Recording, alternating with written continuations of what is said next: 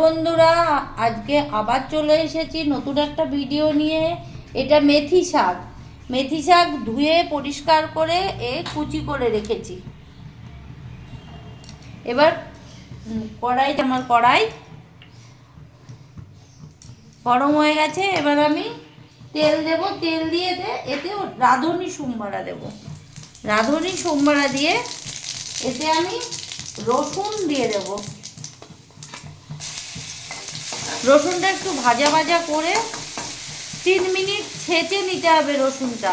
3 minute অবধি আমি এটাকে একটু ভাজা ভাজা করব, যাতে কাঁচা গন্ধটা চলে যায়।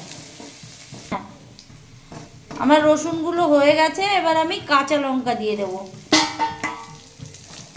কাঁচা লঙ্কাটা একটু ভাজা ভাজা হবে, তারপরে জল দিয়ে দেব সামান্য একটু।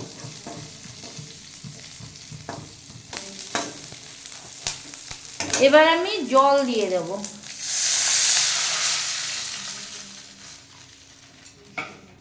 জলের পরেই আমি 1 চামচ হলুদ দিয়ে দেব, লবণ দিয়ে দেব আমি 1.5 চামচ দিয়ে দেব।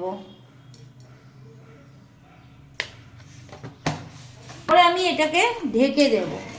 ঢেকে 7 মিনিট জাল হবে, তারপরে শাকগুলো দেব। ঢেকে দেব। এবার আমি ঢাকনাটা খুলব। 7 মিনিট হয়ে গেছে। এবার আমি শাকগুলো দিয়ে দেব।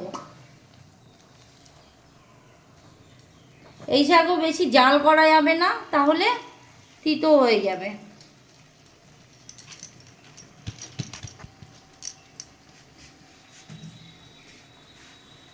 নেড়ে চেড়ে আমি আবার ঢেকে রেখে দেব, যাতে এগুলো একটু গলে গলে যায়। আবার ঢেকে দেব 5 মিনিট অবধি।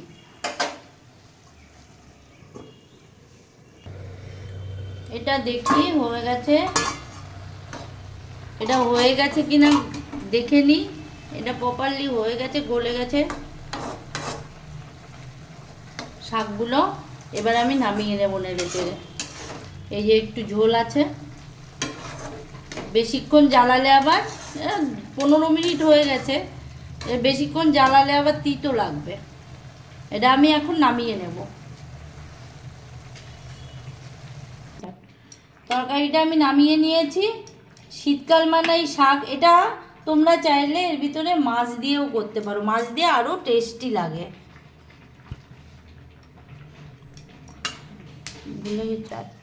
তোমাদের যদি ভালো লাগে অবশ্যই বানিয়ে খাবে। আর তোমরা লাইক, শেয়ার, কমেন্ট অবশ্যই করবে। টাটা।